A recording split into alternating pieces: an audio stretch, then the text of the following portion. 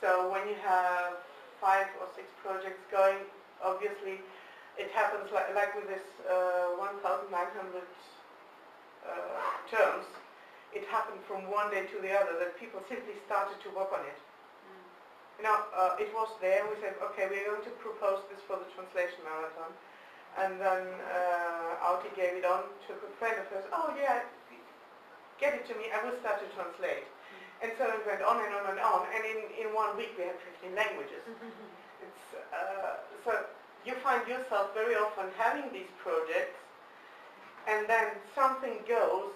So you have to simply leave the others aside, because as long as this goes, you have to try to get the most out of it. Because if you stop them, they're not going to go ahead. So we are now, for example, facing on this. Certain period we were facing on plant names of famine food plants. All of them are relevant, but you cannot do all. So Supra is something I took up again some 3-4 weeks ago, preparing the material, looking at it, downloading it, and I would say the first 10 lessons for shadow and light, these can be translated now.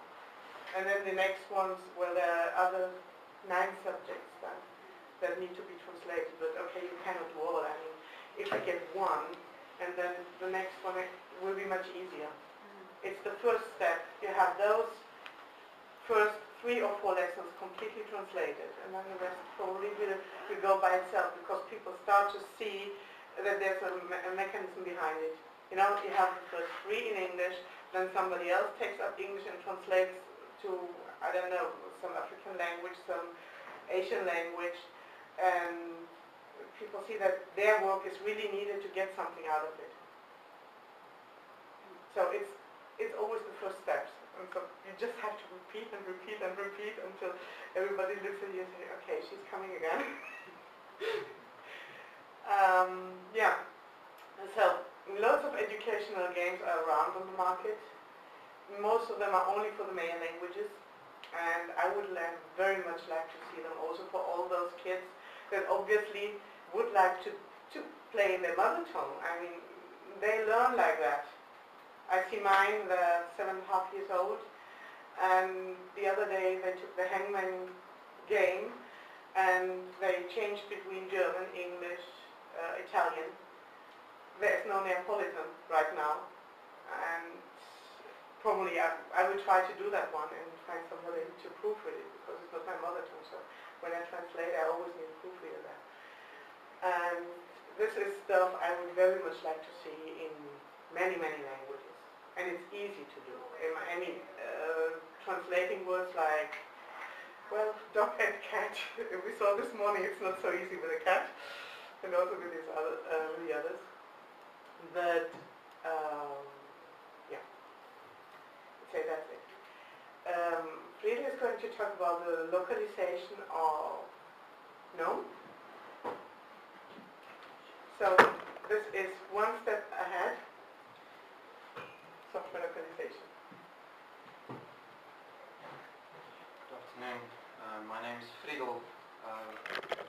I'm from South Africa, where we do quite a bit of software localization. I believe it might only be the 2 of you who have not met me before. We have 11 official languages, and my organization have done a bit in software localization, and that is why I'm talking about that today. I will be talking a little bit about the Genome Project, but that's really just as an example.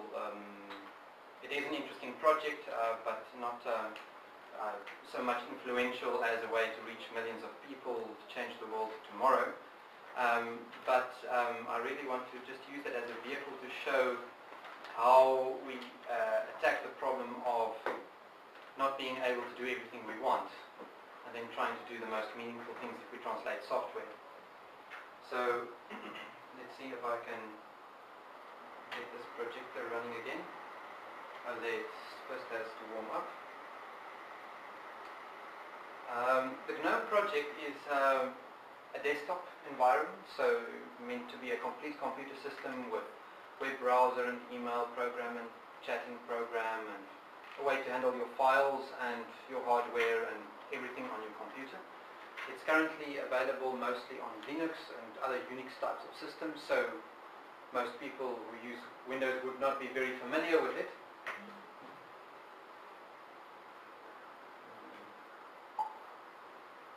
But it's quite a nice user-friendly system. With some luck you might see it on the computer screen there.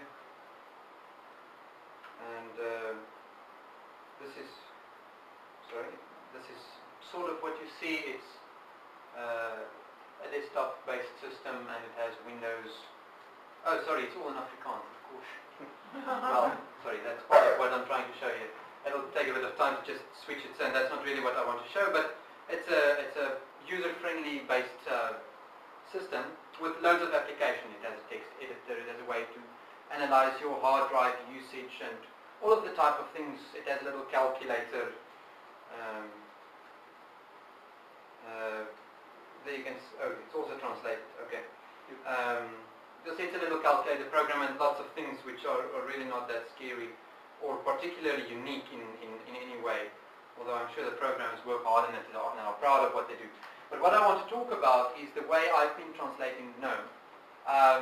None of you speak Afrikaans, right, so hopefully it gives you the impression of just how Afrikaans my computer is.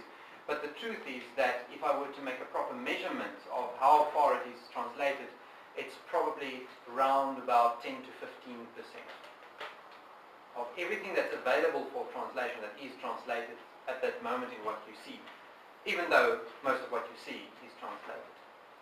Now, I mean, was it called the Pareto principle, or was it called the 80-20 principle? Is sort of what I'm trying to get at here is how do we find the most useful user-facing things and how can we meaningfully translate it? We just talked about the problem of translating yes and no questions in some languages. I'm not going to go into those things, but really I want to talk about why translating just the yes and the no is a very good start. And I'll try to make a good case for that. Now, I'm going to entirely limit myself to Afrikaans example simply because it's set up and installed on my machine and it's what's easily available. If you're interested in knowing anything on screen, please interrupt me if you think it might be relevant to understanding.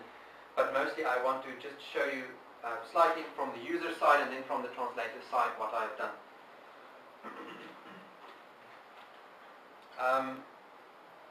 Firstly, these are the application menus.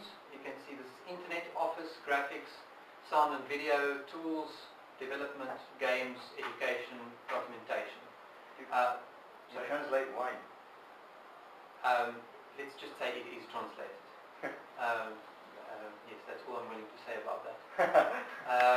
You can see Preferences, Administration, Control Center, Help, About, GNOME, Lock Screen, Log Off, Switch Off. Alright.